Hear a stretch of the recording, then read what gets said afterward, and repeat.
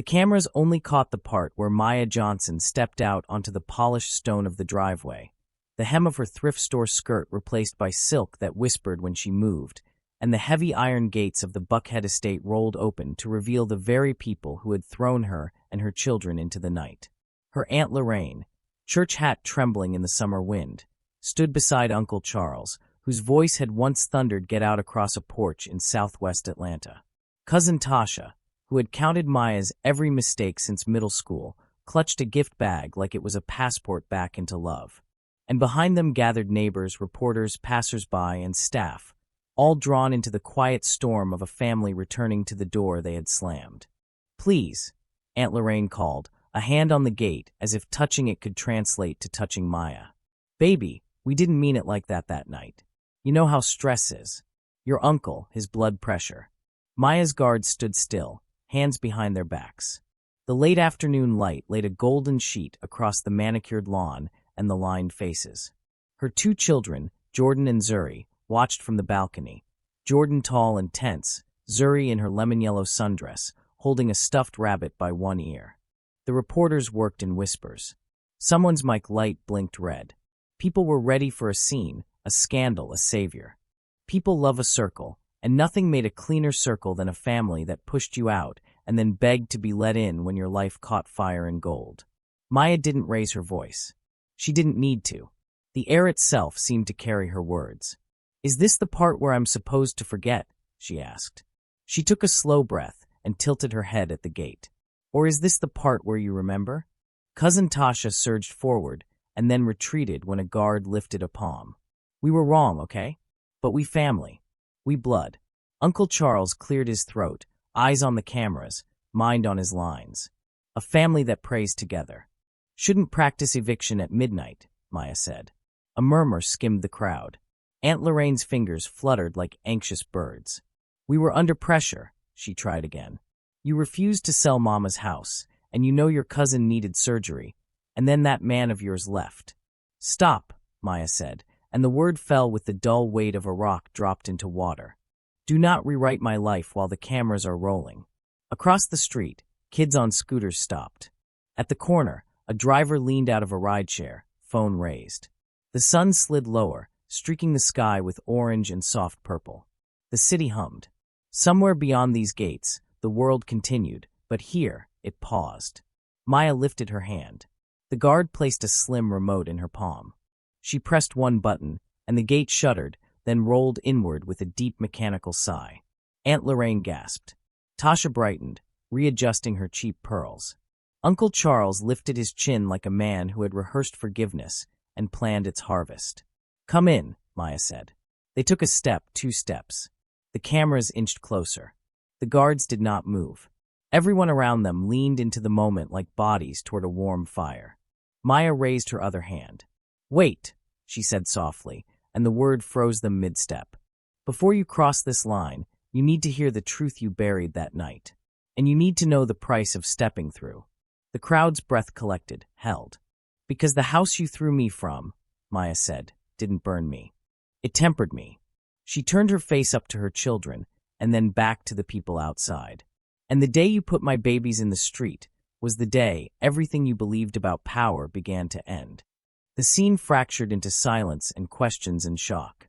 And as the last light slid across the gilt letters of the front door, Maya let the gate hang open and, with one finger, pointed to the gravel line at her feet. "You cross, we talk. But you will hear it from the beginning." Weeks earlier, the world smelled like rain and bleach and fear. That night, the prayer circles and text threads had all gone quiet. The house her grandmother had left, wooden porch sagging, hydrangeas stubbornly blue under heat, had filled with the low, angry rumble of her uncle's voice and the tight, brittle syllables of Aunt Lorraine. Paper crackled as Uncle Charles waved a folded deed. Cousin Tasha recorded with her phone, not quite hiding it. Jordan had tried to plaster himself tall in front of his little sister, and Zuri kept whispering to her rabbit, we're okay, like a spell. "You're not carrying your weight, Maya," Aunt Lorraine said, mouth a straight blade. 2 kids and no husband and no steady job." "I have 3 part-time jobs," Maya said. "I do what I can." "Not enough," Tasha sing-songed without lifting her eyes from her nails. "And you've been ungrateful. Uncle Charles said. "We let you stay here out of the goodness of our hearts." Maya glanced at the framed photo on the mantel of her grandmother, a woman who made rice that tasted like love and who once told Maya she was a river. She would find a way. "Grandma let us stay," Maya said calmly. "She left this house to all of us, and she asked you to make sure her grandbabies never slept in the street." Uncle Charles slammed his palm on the coffee table, cups rattling. "You will not preach at me in Grandma's," Maya said. "On paper and in heaven." The storm broke. Words became orders. Orders became hands on bags and plastic bins. The porch light carved the darkness into yellow slats, and the street smelled like wet tar.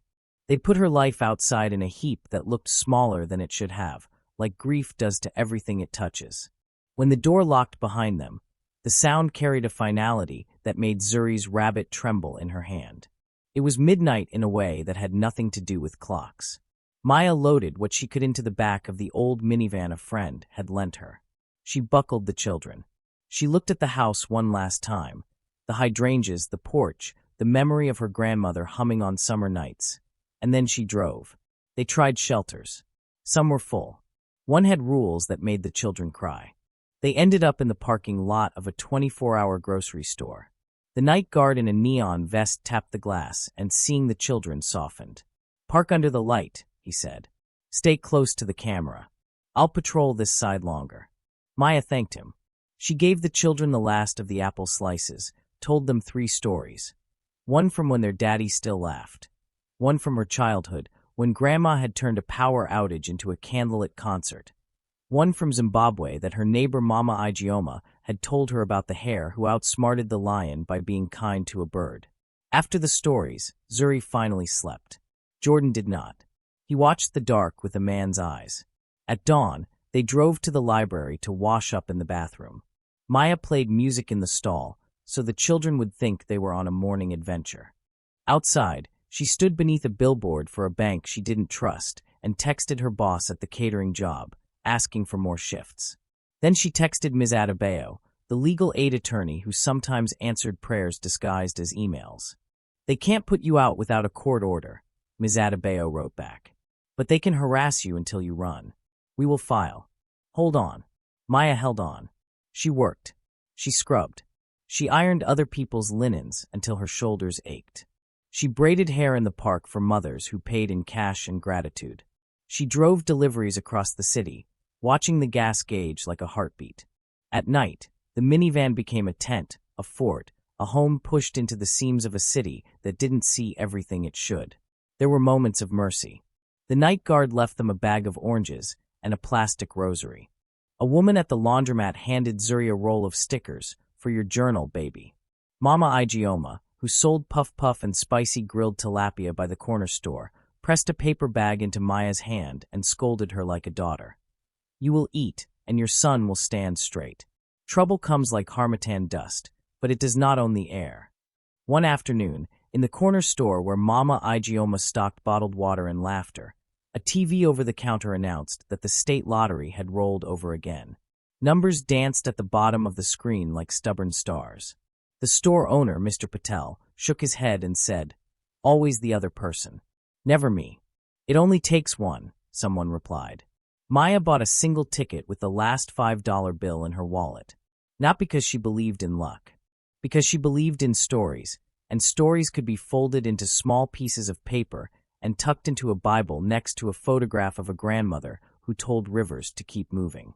She forgot about the ticket. Defiant forgetfulness. Survival forgetfulness. Days turned into stitches, and she tried to sew them clean. Ms. Adebayo filed the motions.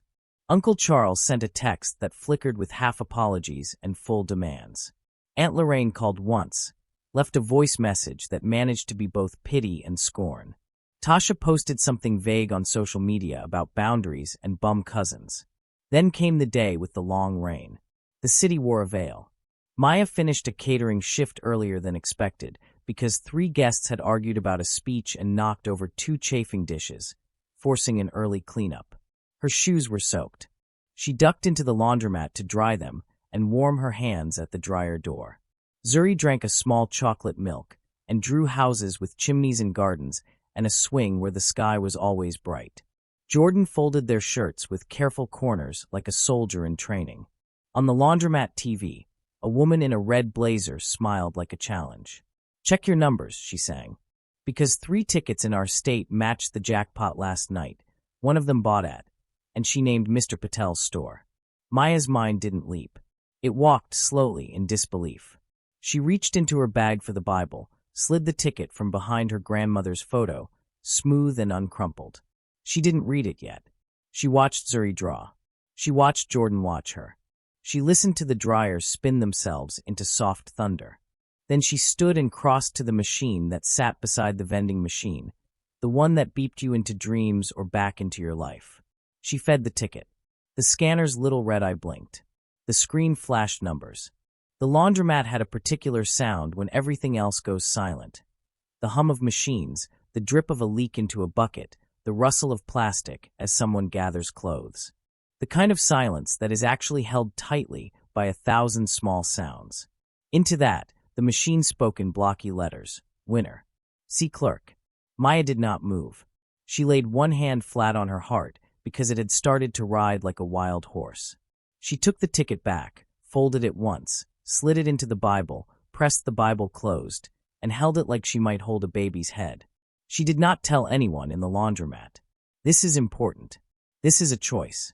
When life shifts under your feet, you can scream and shake the world awake, or you can breathe and make a plan. Maya chose breathing. She gathered her children and walked back into the rain with a face that did not reveal the ocean that had just opened under their story. The next hours were a blur of edges. She called Ms. Adebayo from the minivan with the rain drumming the roof. "If this is true," Ms. Adebayo said, voice suddenly crisp, "we do not post, we do not brag, we do not show. We hire a financial planner and a security firm before we tell a soul. We set up a trust. We change everything carefully." Maya nodded, though no one could see. "First thing," she said, "I want a safe place for my children to sleep. Tonight." "You'll have it," Ms. Adebayo replied. "Come to my office." Before dusk, signatures were placed, accounts were formed. A foundation was named for 2 children who had learned how to fold shirts with soldier corners. A driver took them, not to a hotel, but to a short-term rental under a name that wasn't hers, with sheets that smelled like lemon and windows that shut out the rain. Security staff took shifts in the hallway. A woman from the financial firm brought groceries and a second key and words that were careful as eggs. "Anonymous," she said, "as long as possible. But stories leak, like roofs and secrets." Someone at the lottery office told a cousin of someone who told a neighbor of someone who had been in the same 8th grade math class with Tasha. By morning, an auntie in another state texted congratulations, and a pastor called to invite Maya to give a testimony. The news traveled like a rumor that wanted to be an anthem. Uncle Charles contacted her first, his voice a polished version of concern. He wanted to clear the air, to make sure the family is united, to advise her on investing. The audacity would have been funny if it weren't so sour. Aunt Lorraine wrote a long message about family over fortune, and God blessing those who honor their elders. She included, without irony, a list of household repairs that they urgently needed help to pay for. Tasha posted a photo of the old house with a cryptic caption. "Funny how tables turn. Some of us always been loyal." In the comments, someone asked if she was okay, and she replied with a queen emoji lying on a pile of money. Maya read and did not answer. She took Zuri to a pediatric appointment that had been overdue and bought Jordan a pair of sneakers that didn't rub blisters onto his heels, and she stood in the doorway of an apartment whose rent was paid for a year from a trust designed to protect them from everyone, especially from their own learning curve. At night, she lay awake and let relief move through her like warm tea. Then, because story is stronger than relief, she remembered that porch, those hydrangeas, and how Zuri had clutched a rabbit under a gas station light. She called Ms. Adebayo in the morning. "I need to see them," she said.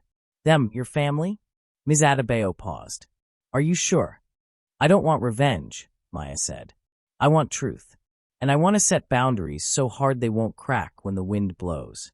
"Then we do this in a controlled space," Ms. Adebayo said. "Security. Witnesses. Your timing." "Not yet," Maya replied. She looked out at a sky that had washed itself clean and decided that if her story was going to be a lesson, she would write the paragraph breaks. I want to do it my way first. Her way was quiet. It started with a visit to the courthouse where the probate files had sat in dusty boxes for too long. It included paying off a debt that her grandmother had carried with pride instead of complaint. It demanded a conversation with a neighbor who had watched the eviction and cried but hadn't known where to stand. It ended with a deed, clean, clear, and a key that didn't wear anyone else's name. She bought the old house back through a trust that did not brag. She repainted the porch. She fed the hydrangeas. She hired a woman from the shelter to scrub the walls because she remembered exactly how someone had once hired her for the same. She left a rocking chair and a thick wool blanket because some comforts need to be waiting when you return. Only after that did she drive to Buckhead, to the estate the press whispered about, to the place where the air held still out of respect for money. It wasn't hers in the way the old house was hers. It was a house she could use to hold a moment up to the light, so everybody could see. She invited the news not with a press release, but with a leak that had the shape of an accident. She told the guard to open the gate if her aunt and uncle came, and to keep it closed if anyone else did. When they arrived, dressed in Sunday smiles and weekday hunger, the guard called her, and she stepped onto the driveway. Now the cameras burned softly. Now the city leaned in. Now Aunt Lorraine's fingers fluttered and Uncle Charles rehearsed his posture, and Tasha shifted her weight like she wanted to claim this lawn as her birthright. I bought Grandma's house, Maya said, and the line rippled across the crowd. Aunt Lorraine's mouth opened, fish-wide. Uncle Charles blinked hard, his hand straying to his pocket as if to touch paperwork that no longer mattered. You what? Tasha whispered. Bought. Not to flip. To heal, Maya replied. You did that with. With money, Maya said, cutting off the word lottery before it could land and stain the moment. But not only that. With intention. She looked at each of their faces in turn, cataloging the years of meals shared and words not said. And I did it before I let you in here. Because I needed to understand whether forgiveness needed a gate. Aunt Lorraine pressed her palm to her chest. We were scared, baby, she said, true and not enough. We thought if we shook you, you'd find a man who'd keep you steady. Maya looked at Jordan, shoulders squared, and at Zuri, who raised the rabbit in salute. I found steadiness without a man, she said. And I found enough to cover more than this driveway. Uncle Charles coughed. We came to apologize, he said, incorrect. We came to see if we could help you. Advise you. She doesn't need your help, someone in the crowd murmured. Another voice hushed it. Drama, like spice, draws more eyes when it simmers. Maya stepped closer to the threshold where gate met gravel. I'm going to tell you what happened after you turned the lock, she said evenly. You need to hear every step, because each step will cost you something if you decide to cross. Tasha's eyes narrowed. Cost. There's always a price, Maya said. That's the thing about stories. Everyone pays, one way or another. And what is it you want, Maya? Aunt Lorraine asked, and in her voice there was a twist of old kindness and new fear. What I want, Maya answered, and then paused. She let the pause do work. She let it walk across years and come back with truth. What I want is for my children to see what dignity looks like when it stands in front of a storm. I want you to hear what harm sounds like when it is named out loud. And I want to set conditions for relationship in stone strong enough that even your regret can't crack them. She turned her wrist. The bracelet at her arm, cheap and gold-plated, a gift from Zuri bought with saved coins at the corner store, caught the light and threw it back at the cameras. You come in, she said, and you listen without interrupting. You admit what you did without excuses. You do the next right thing without asking for a receipt. And then we see what forgiveness can build. And if we don't, Uncle Charles asked. Then you stay out, Maya said. You stay where you put us. But this time, the lock belongs to me. A breeze rolled across the lawn and lifted the edges of people's clothes, like the world itself leaning closer to hear. A horn honked on the street. A bird landed on the gate and cocked its head at the human theater below. Maya turned slightly, glanced up at the balcony where her children watched. She nodded once at Jordan, and he nodded back, a grown man's slow ascent on a boy's face. Zuri pressed her rabbit's nose to the railing, making it look like it, too, was trying to sniff out truth. "Come in," Maya said again, softer. "But understand that the price begins with the story." Aunt Lorraine stepped forward, then stopped, 1 foot across the gravel line, 1 foot still outside. She looked at the cameras and then at the door. "We accept," she whispered, and in the whisper was something like surrender. Tasha slid a glance at Uncle Charles, met the iron in Maya's eyes, and swallowed whatever tart reply had risen to her tongue. Uncle Charles adjusted his tie as if fabric could armor his heart. The gate creaked, fully open now. The guards shifted to create a passage. The crowd presented silence like an offering. Maya inhaled. She was about to speak. She was about to take them, and everyone watching, back through the night air, across the parking lot under the neon guard's flashlight, into the laundromat where a machine had blessed her in block letters. She was about to name the conditions that would remake a family into something that could be trusted. She opened her mouth to begin. And then, from the street, a second car pulled up, sleek, black, windows tinted. The back door opened. A figure stepped out who did not belong to the past, but to a future Maya had not invited. A man with a lawyer's briefcase and a face that carried the kind of smile that likes to sell itself as mercy. He lifted one hand. "Ms. Johnson," he called, voice calm and amplified by the quiet. "Before you say anything, I represent a party with a claim you will want to hear." Aunt Lorraine flinched. Tasha cursed under her breath. Uncle Charles paled in a way that told on him. Maya's eyes narrowed. The cameras woke from their stillness like dogs catching a scent. Jordan's hand tightened on the railing. Zuri's rabbit drooped, suddenly heavy. "I can't undo the middle." Maya raised a hand, and the room's voices settled like feathers. "We are not here to argue our past in circles," she said. "We are here because you brought a claim." She faced the lawyer. "Now tell them what you didn't say." The lawyer's eyes shifted almost imperceptibly. He was smart enough to see that the person with the quiet voice generally knew the most. He pulled another document to the front. "My client also presents a certificate from Fulton County," he said carefully. "It indicates a civil marriage, executed 8 years ago, between Maya Johnson and Dion Carter. No record of dissolution appears in the county system." The room went still. The stillness had a shape. Aunt Lorraine's mouth opened and stayed open. Tasha, for once, said nothing. Uncle Charles's hand went to his chest, as if checking for the beat of truth. The hydrangeas in the bowl kept their stubborn blue. Dion's voice came out thin. "We went to the courthouse when we were 22, he said, not looking at anyone. "It was a Tuesday. Your hair was in 2 puffs like you didn't have time for pretty and wanted the world to know. We signed papers. We thought love was the same as law. When it broke, we broke up like a song fades. We didn't file. I thought you did. You probably thought I did." He finally looked at her. "Maybe we both let our hearts do paperwork they couldn't sign." Maya did not blink. Her voice stayed soft. "We were children with adult pens," she said. "We didn't know that pieces of paper can sleep in drawers and wake up like weather." The lawyer cleared his throat.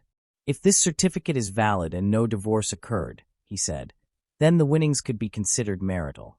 There would be a claim." "A claim," Uncle Charles repeated, as if the word were a stain that would not come out. "However," the lawyer added, maybe for the first time sounding like someone who had eaten a humble sandwich, "there are other factors. Timing, separation, contribution. A court might," Maya cut in, "but a judge will still have to sleep at night, and so will all of us." She reached for the document. The lawyer hesitated, then gave it to her. She read the names like prayer and regret. She remembered the ink on her finger from the courthouse stamp and the way Dion had grinned outside on the steps. She remembered their apartment that smelled like onions and hope, and the way the rent had always been a few dollars more than straightforward goodness. She folded the paper neatly and set it on the table. "Whether or not a court decides he has a right to my life," she said, "I will decide what part of my life is healthy to share." She turned to Dion. "You will not take from our children again. If you have any seed of good left in you, let it grow where it won't choke anything else." He nodded, eyes wet but voice steady. "I don't want to choke anything," he said. "I want to breathe." In that small confession, a window cracked open somewhere inside the room. "Now," Maya said to her family, "you came to hear the truth you buried. Here it is." She spoke without heat, like a teacher who respects her class enough to be clear. She told them about the midnight porch and the hydrangeas that listened. She told them about the night guard and the minivan and the library sink turned into a survival station. She told them about the dryer's soft thunder and the red light on the scanner, and how she had held the Bible because a person needs something solid when the floor goes soft. She told them about calling Ms. Adebayo, about moving quietly, about buying the old house back not because she needed wood and a roof, but because stories heal when they go home. She told them about food bought for the shelter that bought their safety, and about bills paid in the names of people who taught her kindness before money learned her name.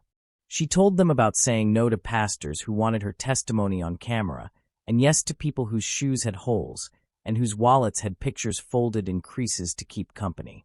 As she spoke, some pride in Uncle Charles's face melted, revealing the man who used to lift her high as a little girl after church.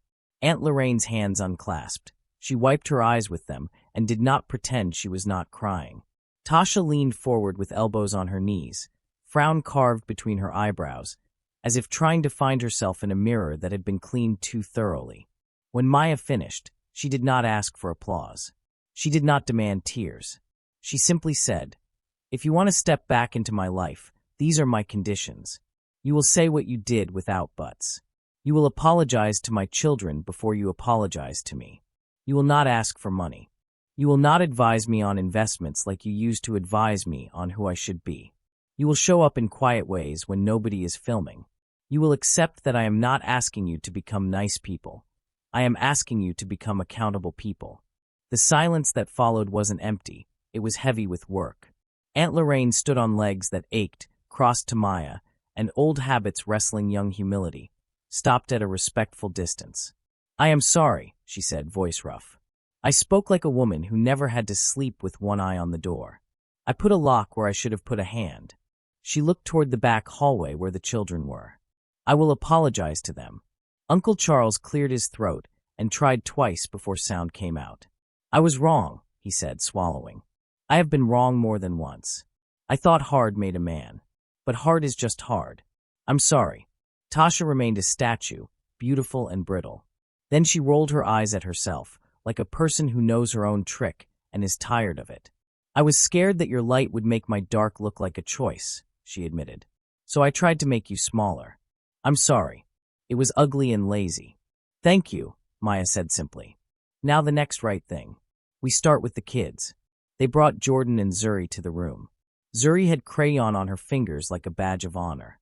Jordan stood beside his mother like a tree planted in a storm. Aunt Lorraine crouched and apologized. Zuri nodded and patted her hand with the solemnity of a tiny judge. Uncle Charles held himself still when he wanted to hug, and when Jordan nodded, he did it gently, like lifting a fragile box with something powerful inside. Tasha swallowed her tone and asked Zuri about the rabbit's name, then told Jordan she was proud of how he had stood. No jokes, no jabs. The air changed shape. Only then did Maya face Dion again. "Whatever the county says," she told him, "you are not my husband in the ways that count for survival. If the law calls us married, we will untie that knot. If a court asks me to share, I will share in a way that stays safe for these children. But do not mistake legal words for family." Dion nodded. The nod was grateful and wounded at once. "Can I see them?" he asked, almost a whisper. Maya looked to Jordan. The boy's face did not change, but his eyes did. They flicked to his sister, to his mother, back to the man who had taught him how to make a paper airplane and then had flown away. "You can sit," Jordan said slowly. "Over there. You can talk. We'll decide later if we want you closer." It was the kind of sentence that grows a boy 2 inches in a day. Dion sat. Zuri asked him why he had disappeared, and he did not lie. He told her that he had been sick in a way people don't always talk about loud, a kind of sick that makes you think you're the only person in a burning house. He said he was sorry. He said he didn't know if he deserved a second chance, but he would work like a man who wanted one. The housekeeper brought juice. Someone laughed softly at something Zuri said, and the laugh sounded like a bird landing. And then the doorbell rang. Security moved with the easy speed of people trained to expect the unexpected. A guard reappeared with a slim woman in a navy dress that meant business.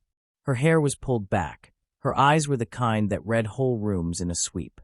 "Ms. Johnson," she said. "Apologies for the interruption. I'm Rachel O'Neill with the Lottery Commission.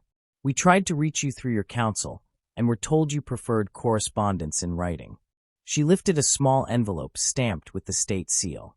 "This could have been mailed, but it's time-sensitive." Maya took the envelope. The paper was thick. The seal pressed its authority into her thumb. She opened it with the care of someone who has learned that good news and bad news sometimes share fonts. Inside was a letter with friendly but firm language. It concerned her anonymity. It mentioned that a petition had been filed to unseal certain records. It named the petitioner, a non-profit coalition arguing that transparency protected the public trust. It also, in a line that made Maya's heart knock once hard, mentioned a second filing. This one from an individual claiming to be the rightful holder of the winning ticket. The individual's name was not Dion Carter. It was not anyone in the room. It was a name that uncoiled from the page and wrapped around the old house, the hydrangeas, the porch, the midnight, the push into the street, Isaiah Johnson. Her father. For years, Isaiah had been a sentence people did not finish in her mother's mouth. He had been a photograph stuck to the back of a drawer and a laugh down the hallway when she was small. He had been the man who never walked up the steps of her school, but sent a birthday card once with the wrong age on it. He had been gone. Now, according to the letter in her hand, he had filed a claim saying he purchased the ticket and entrusted it to his daughter to check for him, that he had misplaced his proof, and was trying to come forward before greed and confusion tainted the miracle. Aunt Lorraine let out a sound that was almost a laugh and almost a cry. "That man," she said, "always did show up in the last act with no ticket." Uncle Charles rubbed his forehead like a headache was tapping Morse code. Tasha shook her head slowly, a bitter smile hooking one corner of her mouth.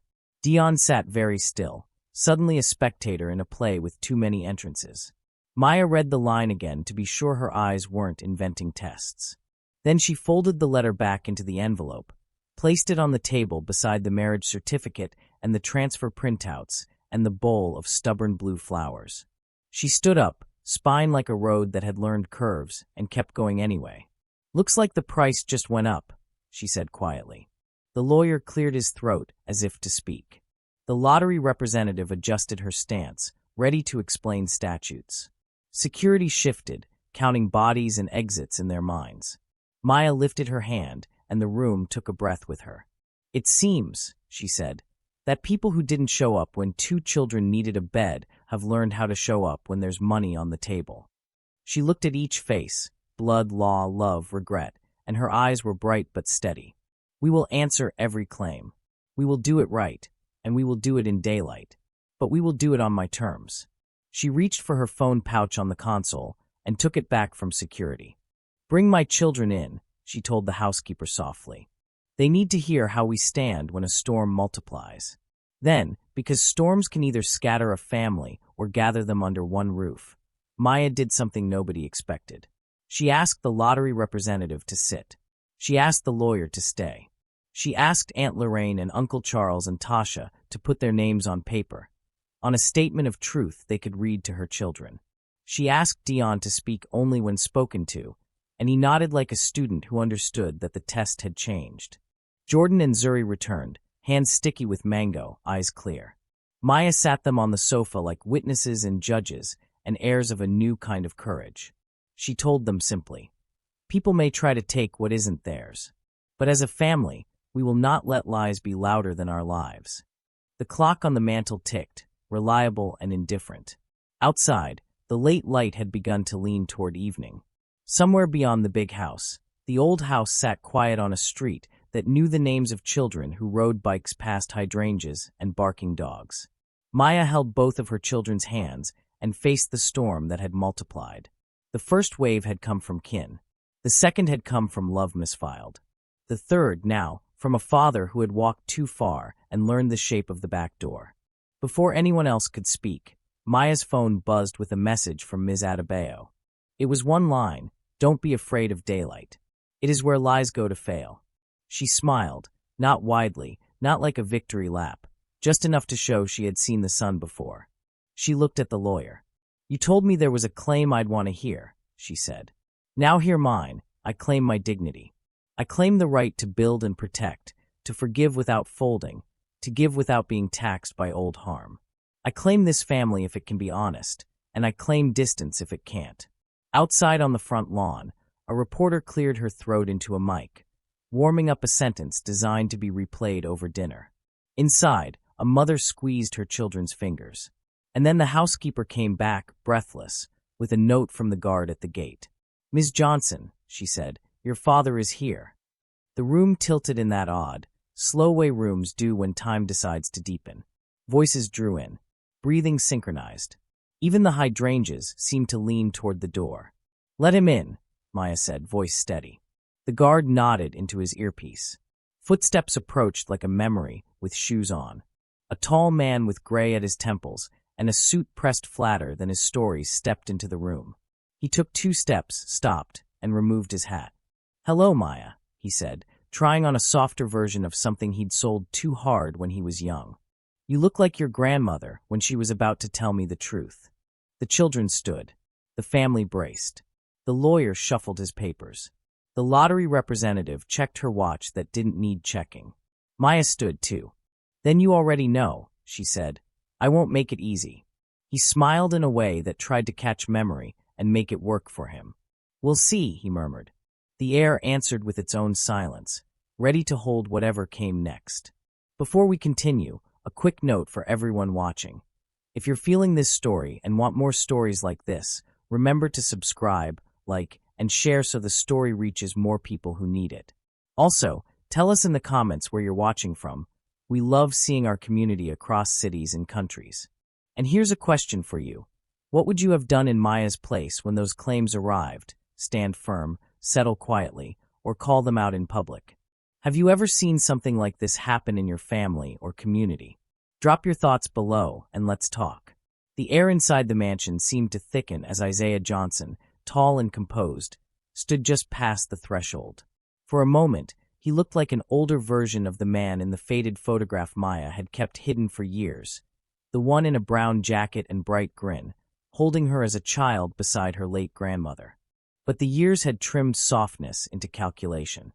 He adjusted his cufflinks and surveyed the room, his daughter, her children, the relatives he'd once scorned, the lawyer clutching a folder, and the lottery official whose badge gleamed under the chandelier. His gaze returned to Maya. "You've done well," he said smoothly. "Very well. But we need to straighten out this misunderstanding before outsiders twist it." Maya crossed her arms. "What misunderstanding?" Isaiah's lips curved into a lawyer's smile, though he wasn't one. "The ticket," he said. "It was mine. You remember the day I came by, early that week, before the rain? I gave you some cash. Told you to play those numbers I'd been marking for months. I haven't seen you in 10 years, Maya said quietly. You didn't come by. That's not true, Isaiah insisted, feigning injury. I stopped by your aunt's place before I left for Savannah. Asked her to tell you. Aunt Lorraine froze, mouth opening and closing like a woman trying to swallow glass. He did stop by, she said weakly. I thought you two had sorted it out. I didn't know it was about that. Isaiah seized on the opening. See, you got my numbers. You played them. The winning ticket is mine in spirit and in fact. Tasha rolled her eyes. Spirit don't pay taxes, Uncle Isaiah. Isaiah ignored her. I'm not greedy, Maya. I just want what's fair. Half. You can keep the rest. Half, Maya repeated slowly, tasting the word. Half of what I built when you weren't there to lift a finger. She stepped closer, her voice gaining quiet force. Where were you when your granddaughter slept in a car? When your grandson skipped dinner, so his sister could eat? You were a name in a drawer, Daddy, not a man in their lives. For the first time, something flickered behind Isaiah's calm. You think I didn't have my reasons, he said. Your mother. Don't, Maya snapped. Don't hide behind her grave to make your mess look noble. The silence after that line was the kind that hums. Even the lawyer, the lottery rep, and the guards seemed to hold their breath. Isaiah straightened, voice tightening. You've got too many people whispering in your ear now. Lawyers, investors, whoever this woman is. He nodded at Ms. O'Neill, the lottery official. But I'm still your blood. The world will see this as a family issue unless you want it dragged through the courts. Think about what headlines do to kids.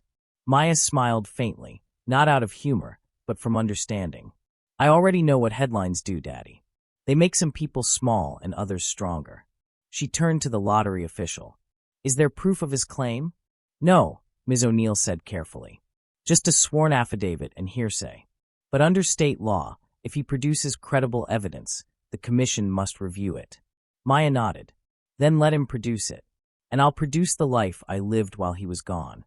Isaiah's mouth tightened. You always were stubborn. Like your mama. Strong, Maya corrected. Like Grandma. For a heartbeat, he looked at her the way fathers do when they realize their children no longer fear them. Then, almost tenderly, he said, I didn't come here to fight you, girl. I came to remind you who gave you your name. Maya stepped forward until only the width of the coffee table separated them. And I came to remind you who gave me my backbone, she said. You left me empty-handed, but Grandma taught me to stand even when the floor gives way. You can claim the ticket. You can claim the numbers. But you cannot claim me. A quiet amen escaped Aunt Lorraine before she could stop it. Dion, who had stayed silent all this while, rose slowly. Sir, he said to Isaiah, I've done wrong to Maya, but even I know when to bow out. If you got any decency left, you'll walk away before those kids learn your name the wrong way. Isaiah shot him a glare sharp enough to cut glass. And who are you to talk about decency? Someone trying to start over, Dion said. You could try it too. The tension snapped taut. The lawyer stepped back, sensing this was no longer legal business, but moral reckoning. Maya exhaled. Enough, she said, her voice slicing clean through the noise. I'll settle this how I've handled everything else, with truth. Tomorrow morning, I'll go public. I'll tell the world the full story, not just of a winning ticket, but of every hand that failed to hold mine when it mattered. And then we'll see what people call fair. Isaiah's face hardened. If you do that, Maya, you'll regret it. I can drag your name down too. I already lived at the bottom, she said. There's nothing there to fear. Jordan, who had been silent behind her, stepped forward. Grandpa, he said quietly, you should go.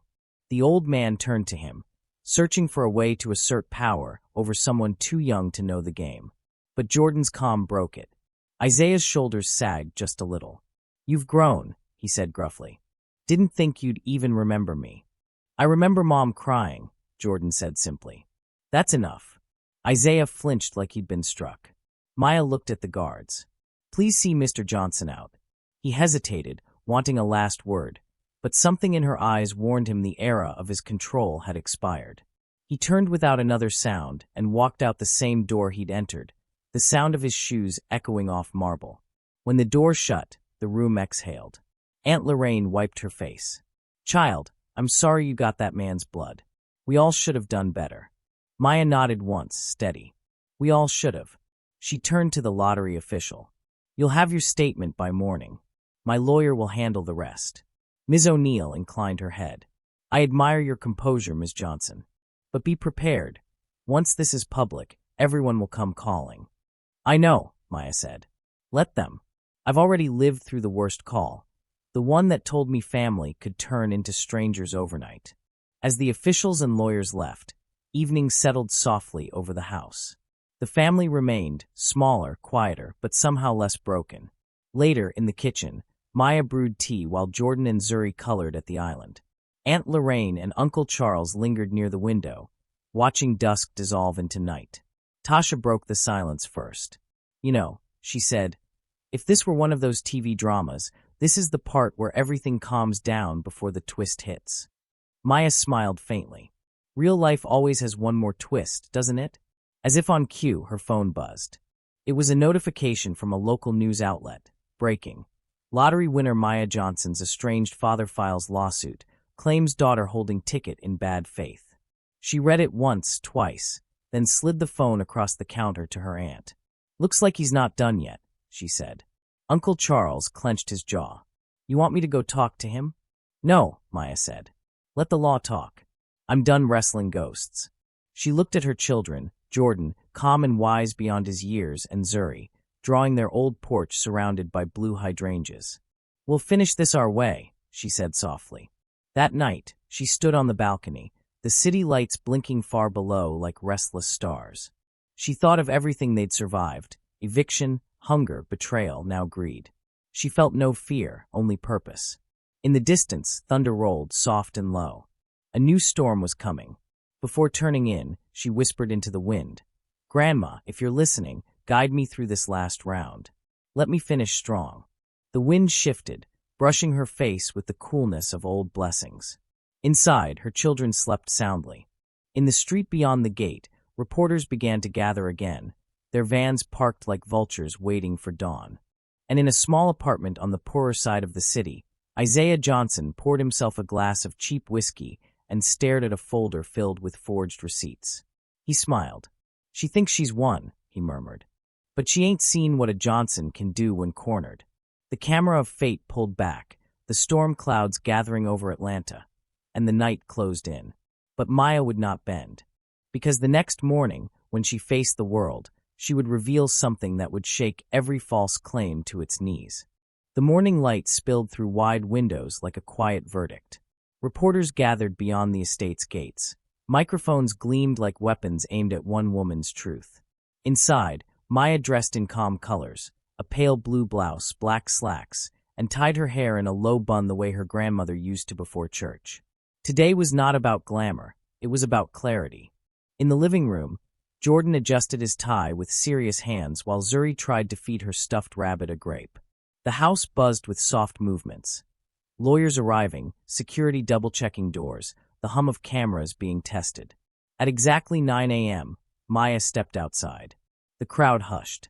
She stood before the press, not behind a podium, but on the same level as the reporters. No barriers, no hierarchy. "My name is Maya Johnson," she began. "I am the legal owner of the winning ticket from the state lottery held 6 weeks ago. There have been claims from family, from people of my past, each saying this fortune is theirs. Today, I will answer those claims." Cameras clicked. A drone whirred overhead. She continued, voice measured and warm enough to reach the back of the crowd. 8 years ago, I was thrown out of my family's home with my 2 children. We lived in our car, worked 3 jobs, and survived on grace. The same people who called me lazy then now call me lucky. But luck isn't what got me here. Work did, faith did, and love that refused to die did. Behind her, Aunt Lorraine and Uncle Charles stood silent, heads bowed. Tasha clutched the rail of the veranda. "I forgive them," Maya said simply. "Forgiveness isn't about erasing the past. It's about refusing to let it hold your future hostage." Reporters murmured.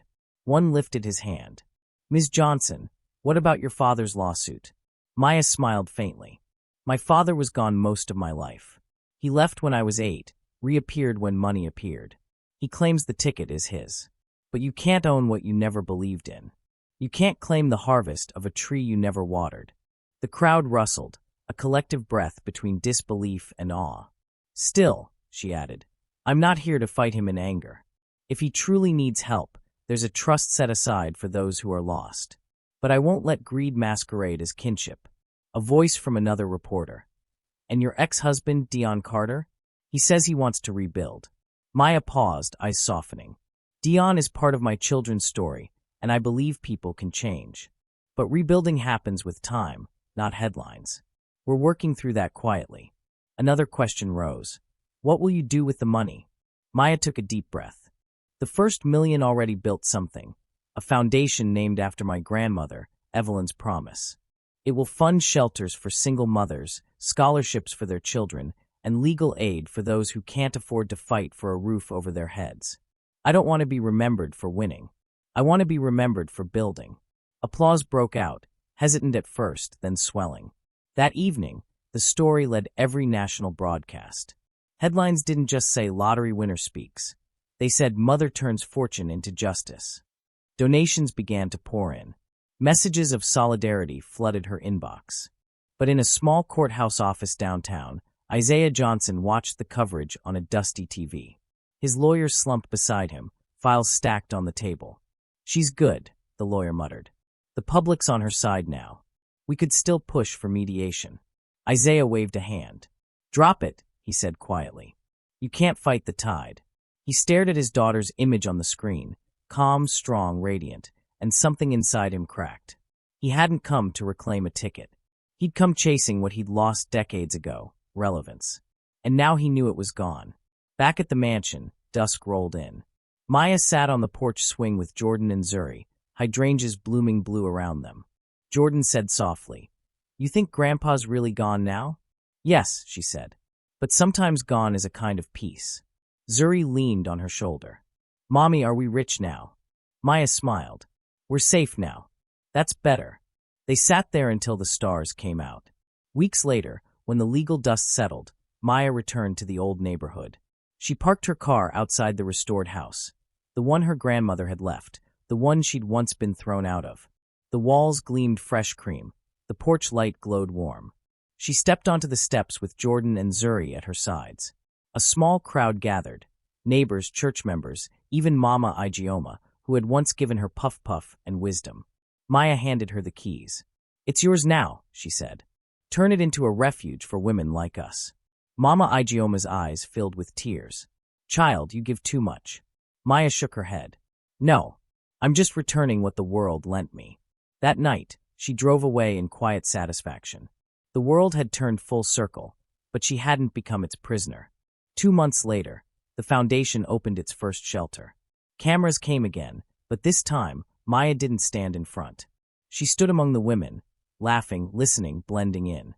On the wall of the lobby hung a simple plaque that read, "Evelyn's Promise, a house where no one sleeps in the street." Years would pass, fortunes would rise and fall, but that promise stayed. When the video narration faded to black, the words appeared on screen. If you were in Maya's shoes, could you forgive the same people who hurt you? Tell us your answer in the comments. Don't forget to like, share, and subscribe for more stories that remind us. Sometimes revenge is loud, but redemption echoes longer.